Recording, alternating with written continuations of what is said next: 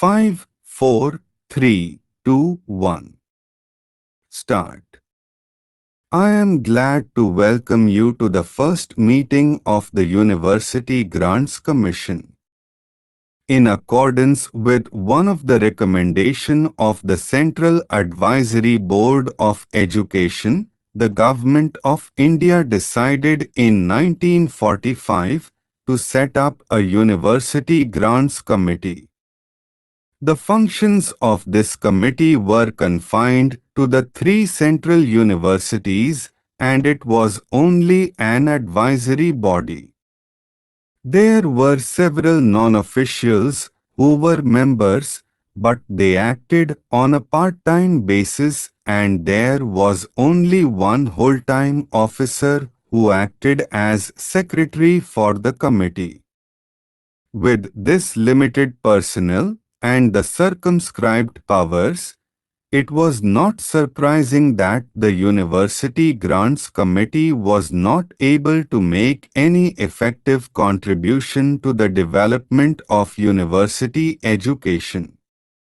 In 1947, the committee was reconstituted with somewhat enlarged membership, but since the functions and the official assistance remained more or less the same, this committee also did not prove effective.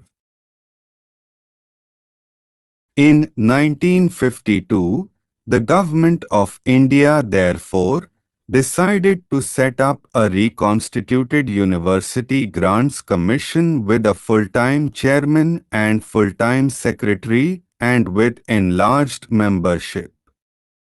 It was intended that this commission should look mainly after the four central universities and be entrusted with the following functions. 1. To advise the government on the allocation of grants in aid from public funds to the central universities.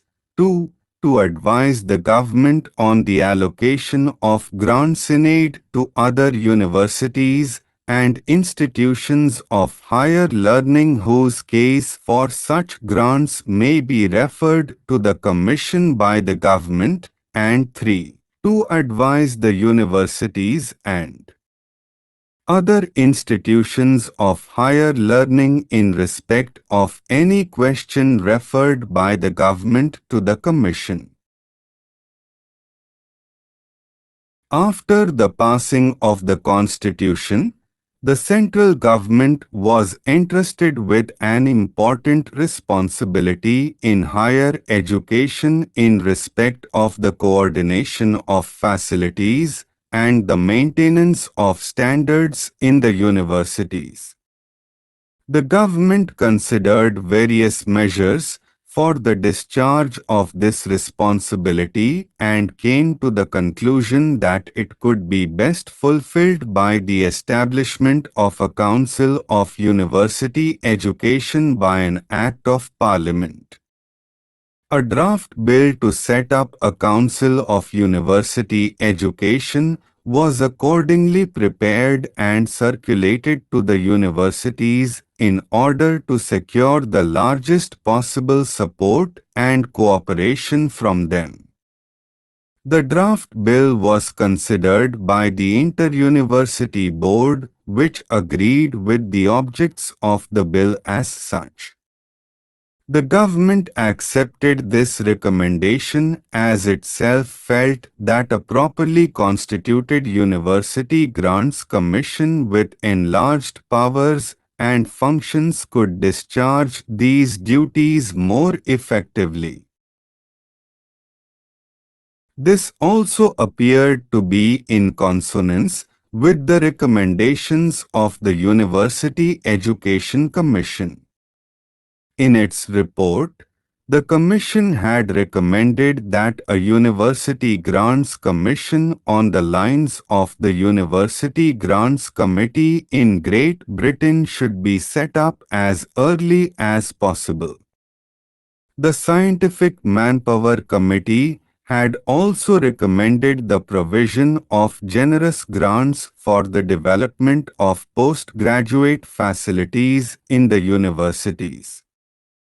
The government had accepted these recommendations in principle, but on account of financial stringency no action could be taken on them at the time.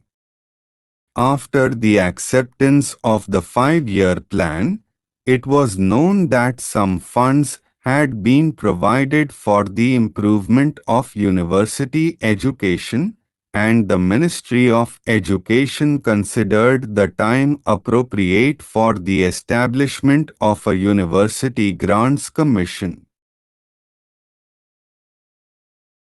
Further discussions have been held by the government to increase the quantum of these funds, particularly in view of the fact that the University Grants Commission would have to deal not merely with the 4 central universities but all the universities of India.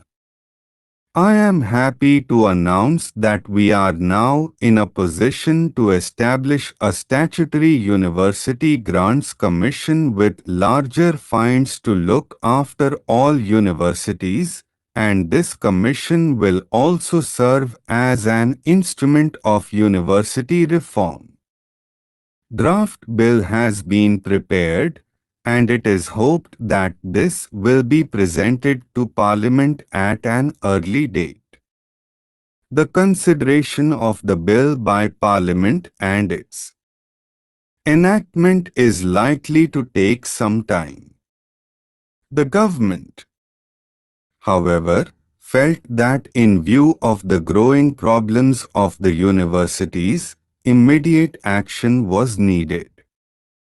It has, therefore, considered it desirable to set up a University Grants Commission in accordance with the resolution of November last and allow it to start functioning immediately. This commission will consist of 5 members and have one person as chairman. In order to ensure that the universities do not look upon it as an external body, it has been decided to associate a number of vice-chancellors with it. I am sure you will all agree that this is a momentous decision and will have far-reaching influence on the development of university education in India. I therefore want that the importance of this step and the result which we hope to attain through this commission should be properly appreciated by the people at large. The first thing I want to make clear is that the commission will be fully free and work independently.